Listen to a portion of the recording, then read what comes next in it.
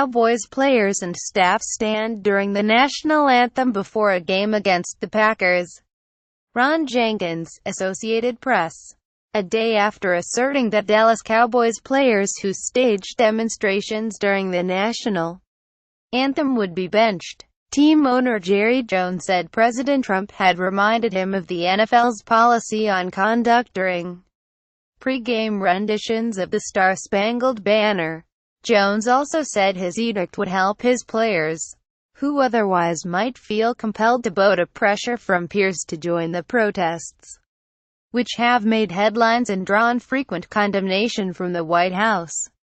ESPN's Chris Mortensen reported Jones' comments Monday, claiming the owner thought the controversy would go away after a Monday night game 2 weeks ago, in which Jones knelt with his team before the anthem, after which they stood arm in arm as the song was performed.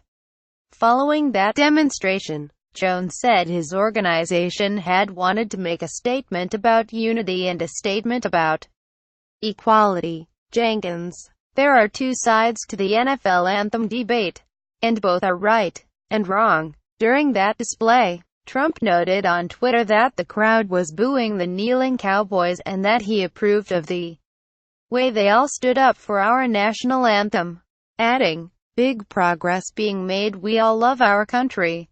The next day, Trump tweeted that he had spoken with Jones, claiming, "Players will stand for country." Jones confirmed that he spoke with the president but told a Dallas radio station, "There are many things we don't agree on." On Monday, though, Mortensen said Jones told him, "You know who reminded me about the game ops policy? Donald Trump." The NFL's Game Operations Manual notes that the national anthem must be played prior to every NFL game and that all players must be on the sideline for it. The section also states that failure to do so may result in discipline. This season, the league has declined to punish players who chose to remain in the locker room or tunnel during the anthem, and 3 entire teams, the Steelers, Seahawks and Titans, did so in Week 3. The manual also says that while the anthem is being performed, players on the field and bench area should stand at attention, face the flag, hold helmets in their left hand and refrain from talking. Some have noted the significance of the word should, indicating the NFL does not mandate that its players stand during the anthem. In addition, the manual acknowledges the importance of public perception, noting in its anthem instructions, "It should be pointed out to players and coaches that we continue to be judged by the public in this area of respect for the flag and our country."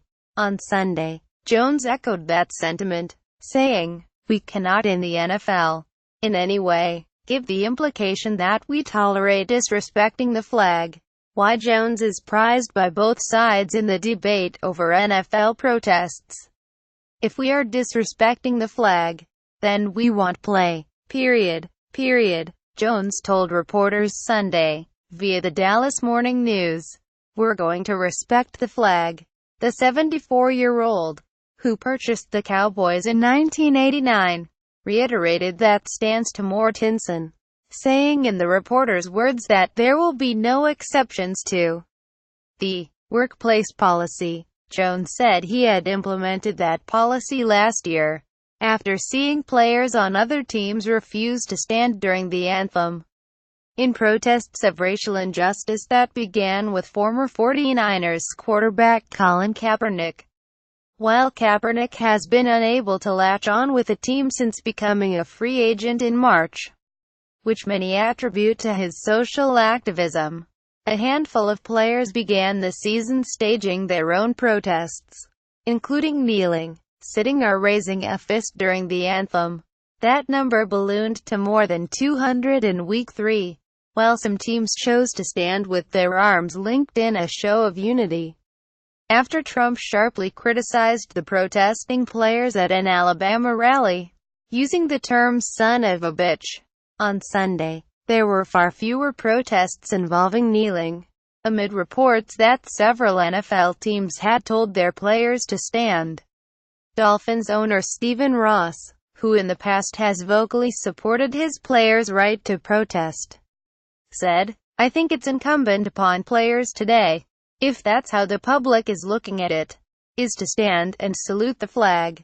Jones adamant the policy is in best interest of players, who need consequences, to stand up to peer pressure. Chris Mortensen at Mort Report, October 9, 2017. The Eagles' Malcolm Jenkins, who has been raising his fist during the anthem and has worked toward helping create better relations between police and community members, said Monday to NBC Sports Philadelphia, "I think we've made that very clear that what we are demonstrating about has nothing to do with the flag but everything to do with social injustice, racial inequality and the things that Jerry Jones and other owners who are making statements have yet to address. And so I'd love to hear their takes on that part of the conversation. What these players are trying to draw attention to," Jenkins continued, "their thoughts on, police brutality and racial inequality, education gap, the economical gap in these communities that they make money in.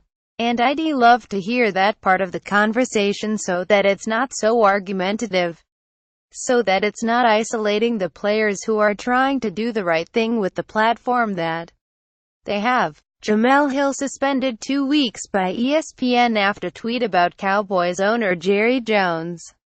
Jones, who is heavily involved in his team's personnel operations and has long held a reputation for being willing to overlook character concerns in pursuit of talent, told Mortensen, "I've always had our players' backs on issues I've been criticized for." However, he added that while he understood the players' social concerns, he would offer no compromise on protests during the anthem.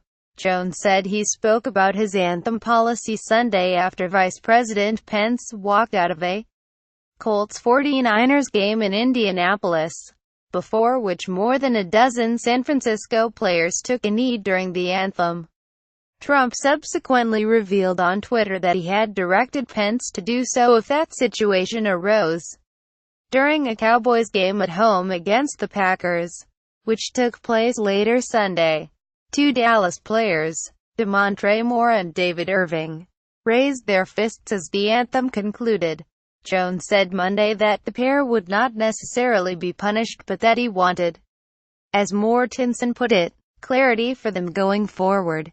Later Monday, Trump praised the owner, saying on Twitter, "A big salute to Jerry Jones, owner of the Dallas Cowboys, who will bench players who disrespect our flag, stand for anthem or sit for game." Read more. This is about systemic oppression.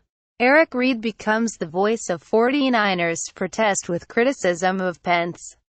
He's all by himself. Capitals Devontae Smith-Pelly considers anthem protest after J.T. Brown. Cracks emerge in solidarity between NFL players, owners over anthem protests. "I can't sugarcoat it. I am devastated." J.J. Watt apologizes to Houston after breaking leg. Week 5 Fantasy Football Top Takeaways. What to make of Giants injuries. Big Ben struggles.